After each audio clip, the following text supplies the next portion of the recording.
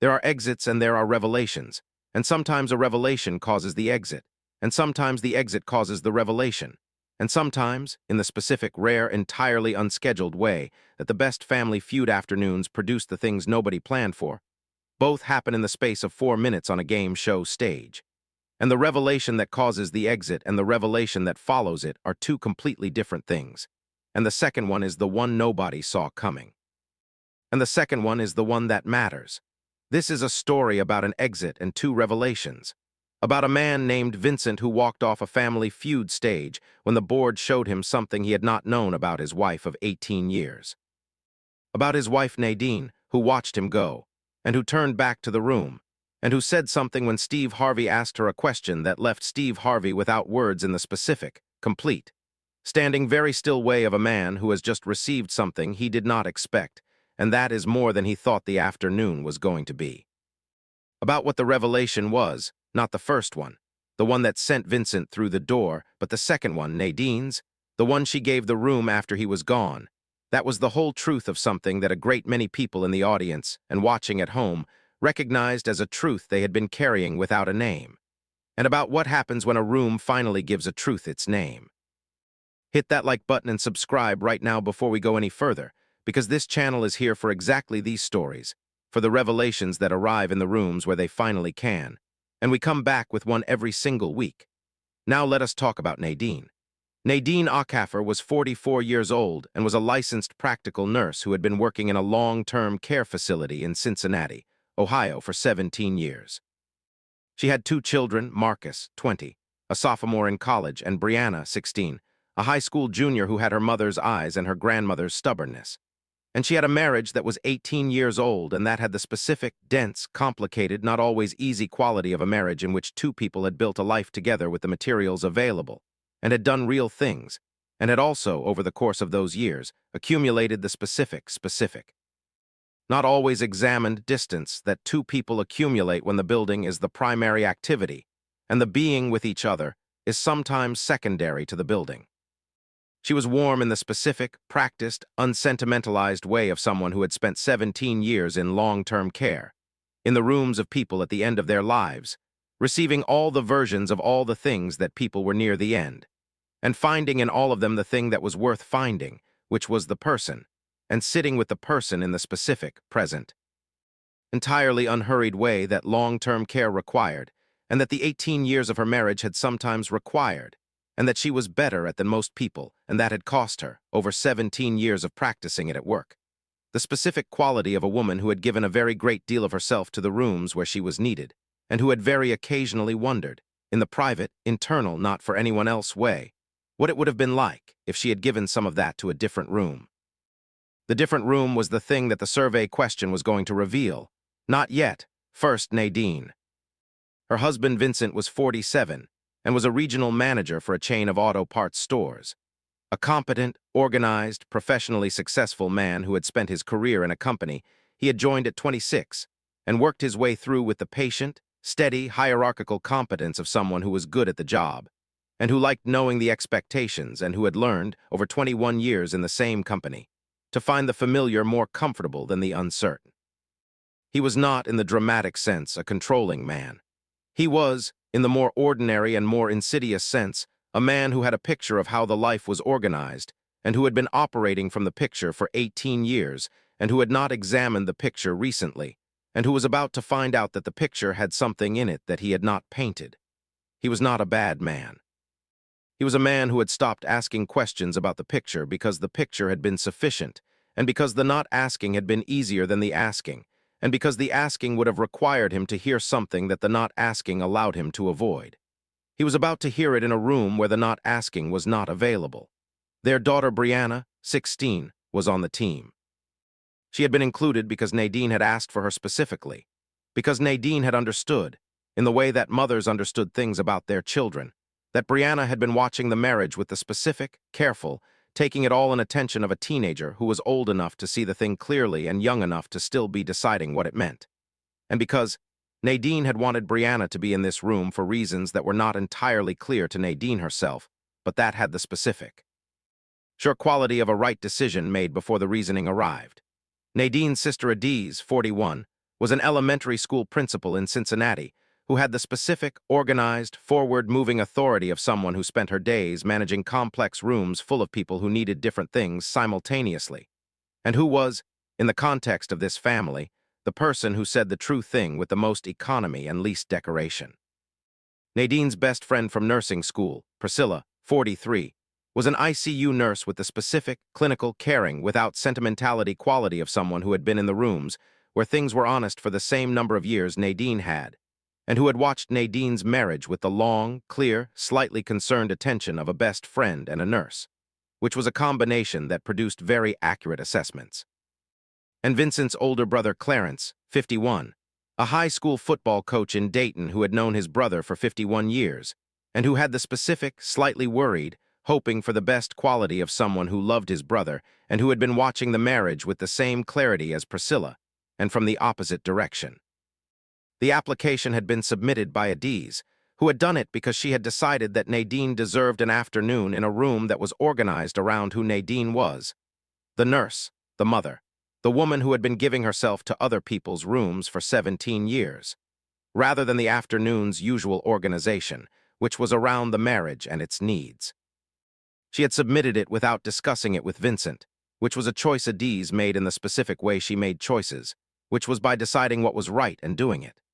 The opposing family was the Stewart family from Columbus, warm, prepared, highly competitive, excellent in every way that the afternoon was going to require them to be excellent, which was as the uncomplicated team in an afternoon that was going to be very complicated at the other podium. The pregame was warm on the Nadine side and standard on the Vincent side.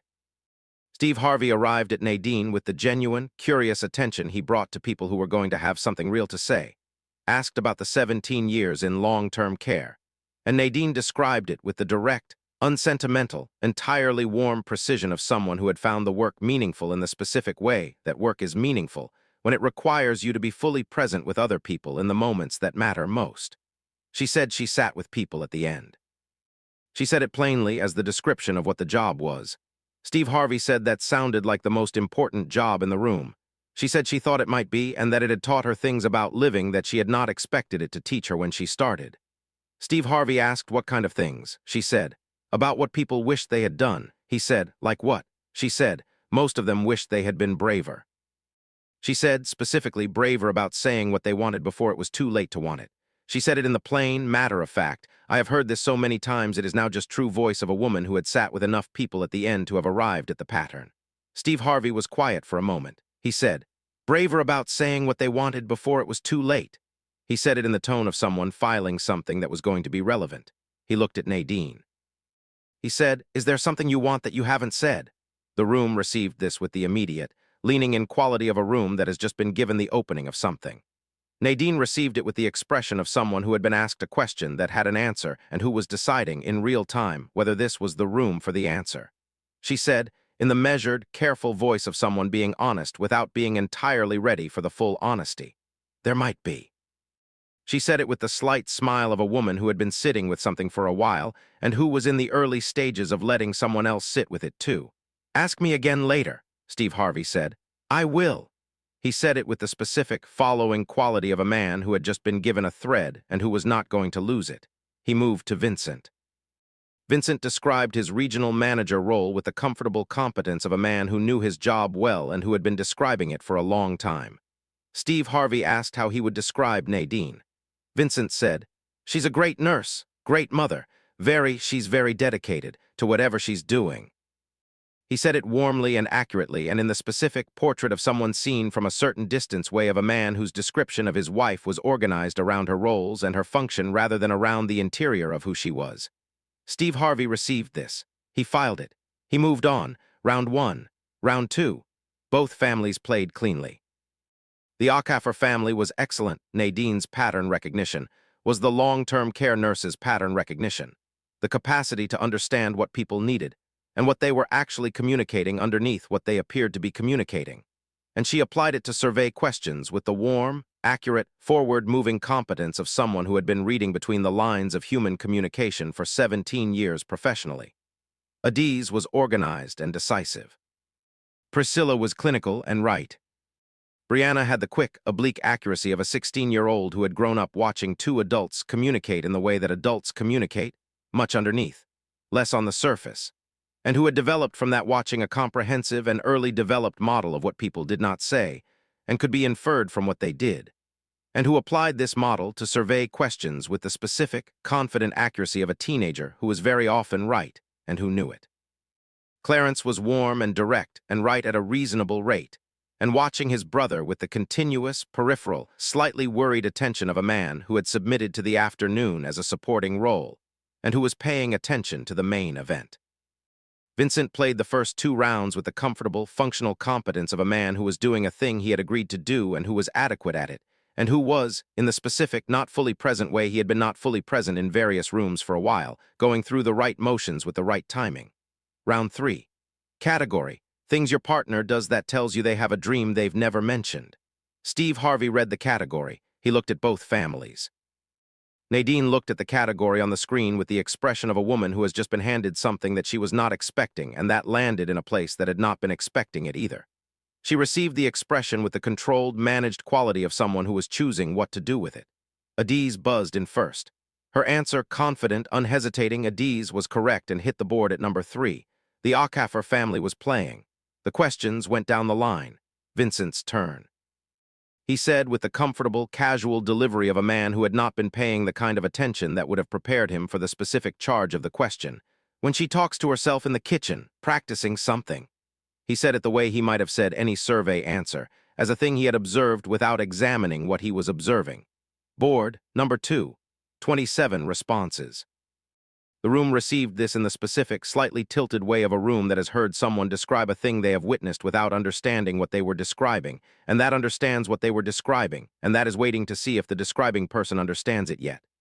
Steve Harvey turned to Vincent slowly. He said, "Tell me about the kitchen." Vincent said, "She does it sometimes, I don't know, talking to herself, practicing something, like a speech or I don't know what it is." He said it in the genuinely unknowing voice of a man who had observed something for a long time without asking about it. He looked at Nadine. He said, for the first time in the conversation with the quality of someone asking a real question rather than offering a survey answer, "What is that?" Nadine looked at him. She was very still. The room was very still. Steve Harvey was looking at Nadine with the full, complete, following the thread attention of a man who had been told 30 minutes ago to ask her again later and who understood that later was now. He said, "Nadine, what is that?" Nadine said, "I practice a speech. I've been practicing it for about 3 years.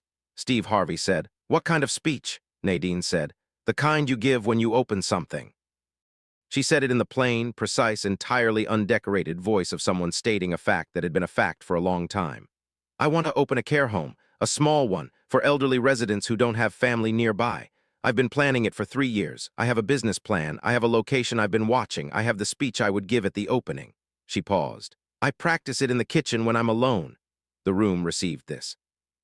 The specific, warm, complete, entirely private thing, 3 years of planning in the kitchen, a business plan, a location, a speech practiced in the only room where Nadine was alone, arrived in the studio audience the way private things arrived when they were finally said in the right room, which was with the full weight of the time they had been carried. Steve Harvey was looking at Nadine. He said in the quiet, following voice, "Why haven't you told anyone?" Nadine looked at Vincent. Then she looked at Steve Harvey.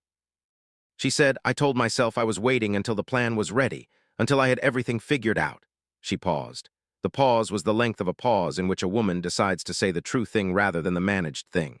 She said, "But I think the real reason is that I've spent 17 years watching people at the end of their lives wish they had been braver. And I know what I want. And I've been afraid that if I said it, the room would tell me it wasn't possible.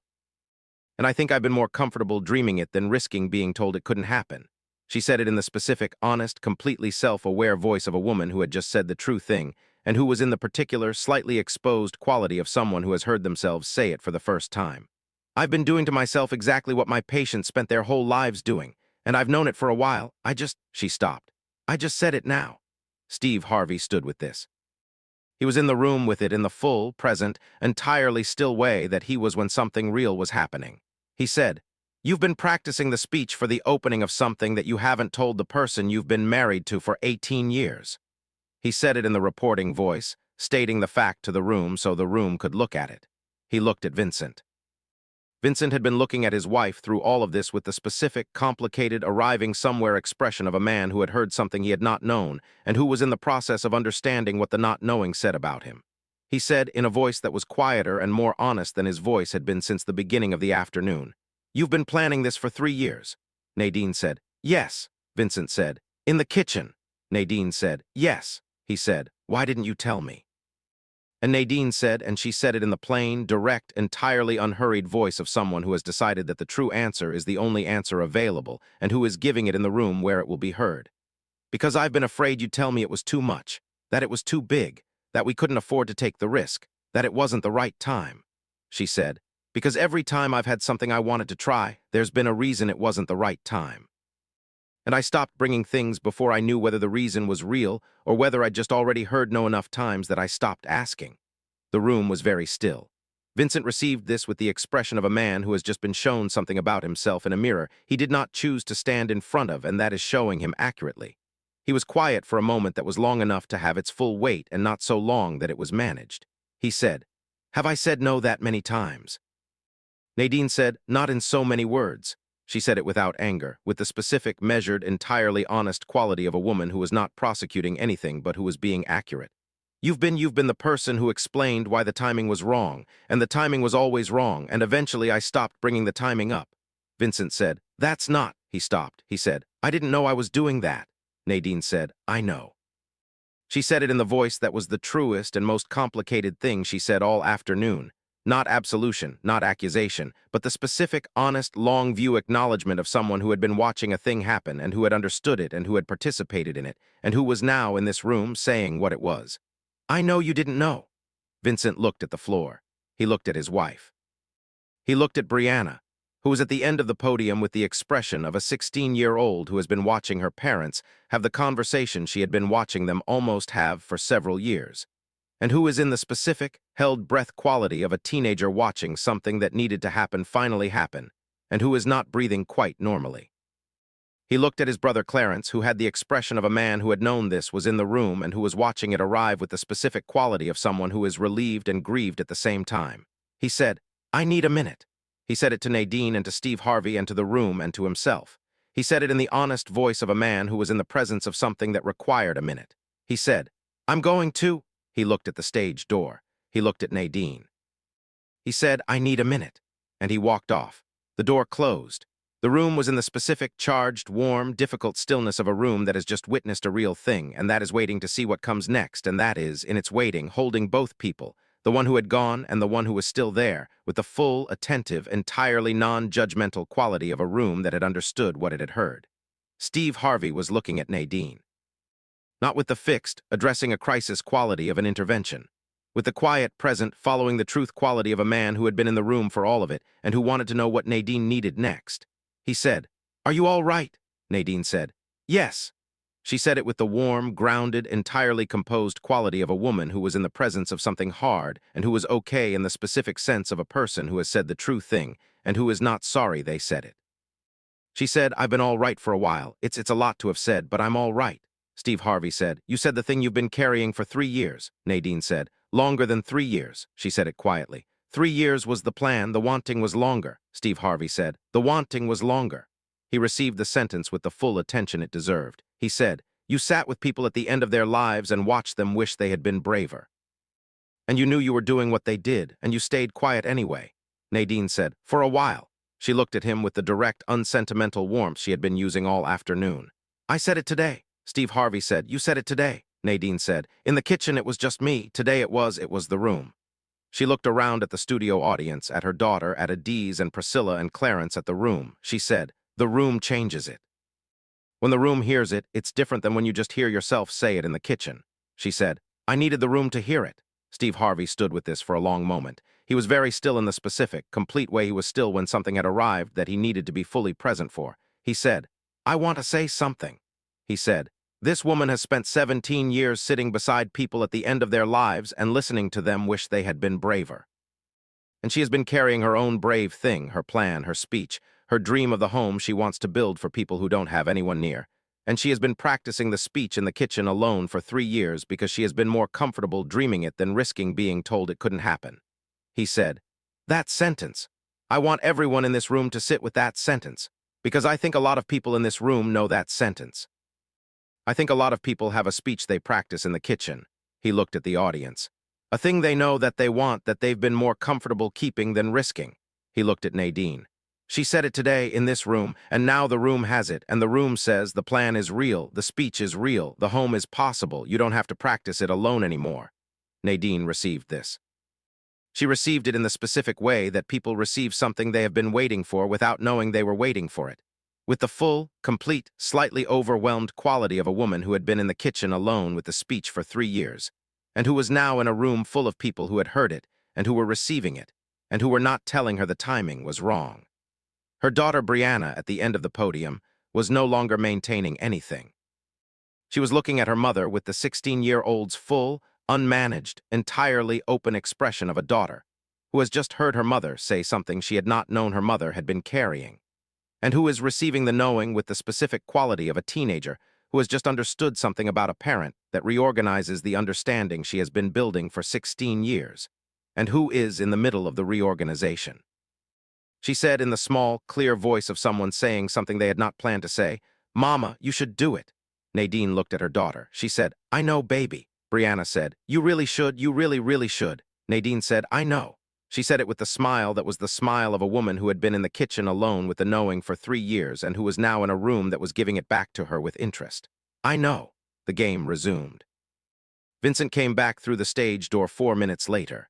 He had done what he said he needed to do, which was have the minute, and he had come back, which was the important part, and which said something about Vincent that the going had also said something about, that he was a man who, when confronted with something about himself that was uncomfortable, left the room for the minimum amount of time required and came back.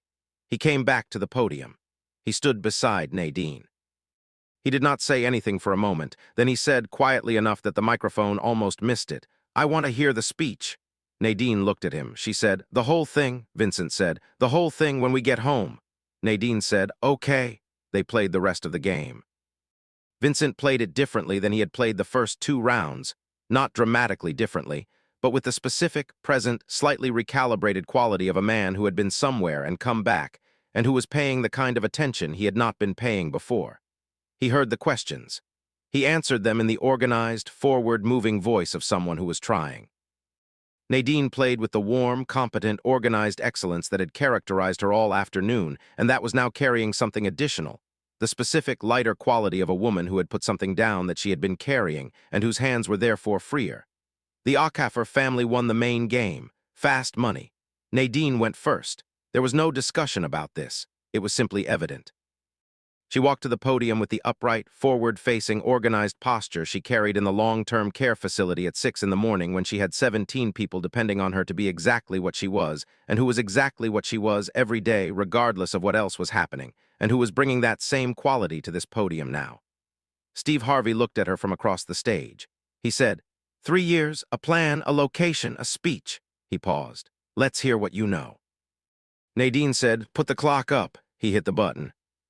Nadine Okafer answered 5 Family Feud survey questions in 20 seconds with the warm, organized, entirely competent intelligence of a woman who had spent 17 years understanding what people needed, and what they wanted, and what they were not saying, and what they were saying instead, and who applied that understanding to the survey in front of her with the same focused, unhurried, entirely accurate quality she applied to everything she did when she was fully present, and she was fully present. 5 answers, 4 number ones. Her 5th answer, delivered in the same plain, direct, unhurried voice as the first 4, was number 2 and was given with the same composure as if it had been number 1, because Nadine Okafer's composure was not contingent on the board's agreement and had not been contingent on the board's agreement for 17 years and was not going to start now. Priscilla, the ICU nurse and 20-year best friend, scored 94 points in the second seat with the clinical, accurate, forward-moving intelligence of a woman who had been watching Nadine for 20 years and who was here and who was giving the afternoon everything she had. Combined total, 282 points, $20,000. Steve Harvey brought the check. He brought it to Nadine and he held it between them and he said, "The plan is real, the location is real, the speech is ready." He held the check out. "This is the room saying, 'Start.'" Nadine took the check. She held it. She looked at it with the measuring, realistic, entirely unromantic quality of a woman who had been doing realistic things for 17 years, and who knew that $20,000 was not the full amount the plan required, and who also knew that $20,000 was not nothing, and that nothing was where plans went when they stayed in the kitchen. She looked at Vincent. He was looking at her. He had the specific, complicated, not resolved, but present expression of a man who had left the room and come back, and who had said he wanted to hear the speech, and who was still in the process of becoming the man who would mean that the way Nadine needed it to be meant. He was in the process. The process was not finished. But he was in it, and he was present, and he was looking at his wife as though he were seeing her, as though he were seeing, for the first time in a clear way, the woman who had been practicing a speech in the kitchen for 3 years and who had 17 years of listening to people at the end say I should have been braver, and who had in this room today been braver. He said, "I'm sorry it took this long." Nadine said, "We're going to talk." She said it in the voice that was not the end of something and was not the resolution of something, but was the door opening onto the conversation that was going to need to happen, which was a long conversation, and which was going to require both of them, and which she was ready for, and which he was going to need to be ready for. She said, "When we get home, I'm going to give you the whole speech." She looked at him. "And then we're going to talk about what comes after it." Vincent said, "Okay." Nadine said, "Okay." She looked at her daughter, who was looking at her with the specific, entire, unmanaged fullness of a 16-year-old who had just watched her mother do something she had not known her mother had in her, and who was adding it to the picture of who her mother was, which was being revised and expanded, and was going to be revised and expanded again on the way home and many times afterward. Nadine said to Brianna, "You're going to know the plan before anyone else does." Brianna said, "I know I am," said in the specific, warm, entirely certain voice of a 16-year-old who knows her place in the order of things and who is satisfied with it. The episode aired 6 weeks later. The clip spread in the two distinct, simultaneous, eventually converging ways that clips spread when they carry more than one thing. The first was the speech in the kitchen, the specific, compressed, entirely personal image of a woman practicing the opening of something she had not yet opened. Alone, in the only room where she was alone. For 3 years, because she was more comfortable dreaming it than risking being told it couldn't happen. The image traveled far and widely and arrived in a very large number of people's lives as a mirror, as the specific, recognizing, "Oh, that's what I've been doing" quality of a person seeing their own private behavior described accurately and for the first time publicly, and receiving the description with the specific, private, profound relief of being seen. People who had a speech in the kitchen. People who had a plan in a notebook in a drawer. People who had a dream they described to themselves in the shower every morning, and that had never been said to another person. They shared it with the urgent, recognizing quality of people watching something they had been inside and watching it be named. The second thing was the sentence Nadine had said. Not the speech and not the dream, but the explanation of why she had not said it. "I've been more comfortable dreaming it than risking being told it couldn't happen." This sentence was quoted in more places than the clip itself. In the specific, quoted with recognition way of sentences that name a mechanism that people had been inside without a name for it. Several people said it was the most precise description of creative fear they had ever heard, which was not what Nadine had meant by it. She had meant it personally, about her specific plan and her specific marriage, but which was what the sentence could hold, because the mechanism was the same, and the naming was accurate, and the people who recognized it in their own lives were right to recognize it. Several people said they had the sentence on a piece of paper somewhere visible now. One wrote, "I had a speech I was practicing alone for 4 years. I said it out loud this week for the first time. To my partner. She cried, I cried. We're figuring it out. I watched Nadine and I thought, the room changes it. So I made a room." Adiz gave one brief interview. She said she had submitted the application because she thought Nadine deserved an afternoon organized around who Nadine was. She said she had not anticipated that the afternoon would do what it did. She said, "I hoped the room would see her. I did not know the room would also see the things she had been keeping from herself." She said, "But that is the thing about the right room. The right room sees more than you brought to it." Nadine filed the initial paperwork for the care home 3 months after the broadcast. The location she had been watching was still available. She told Vincent before she filed, which was different from how things had gone for 3 years, and which was the beginning of different, which was not the resolution of 18 years of distance, and not the clean, simple fixing of the picture Vincent had been operating from, but was the real and particular and forward-moving beginning of the conversation that was going to happen over a long time, and that was going to require both of them, and that had begun. Really. In a game show studio in Cincinnati, when a survey category asked about the dreams your partner has never mentioned, and the board showed a man something he had not known about his wife. The speech that Nadine had practiced in the kitchen for 3 years she gave in their living room on a Tuesday evening in November. Vincent listened to the whole thing. He did not tell her the timing was wrong. He said, "What do you need?" She said, "I need you to ask that question every time I bring something to you from here on." He said, "I can do that." She said, "I'm going to need you to mean it." He said, "I know, I'm going to mean it." The room had heard the speech. The room had said it was possible. The room had said start. She was starting. The timing was now. After 17 years and 3 years in a kitchen and a survey category that no one had scheduled and a husband who left and came back and asked to hear the speech. The timing was now. She knew it was now because the room had told her so. And the room was right. The room had been waiting for this since she first started practicing in the kitchen, and the room was ready, and so was she. If this story reached you, if you have a speech you've been practicing somewhere alone, if you have been more comfortable dreaming it than risking being told it couldn't happen, share this today. The room changes it. Make a room. Leave a comment below and tell us what you're carrying from this story, because this community carries things together and your voice here matters. And if you are not already with us, subscribe right now, because every single week we come back with stories exactly like this one.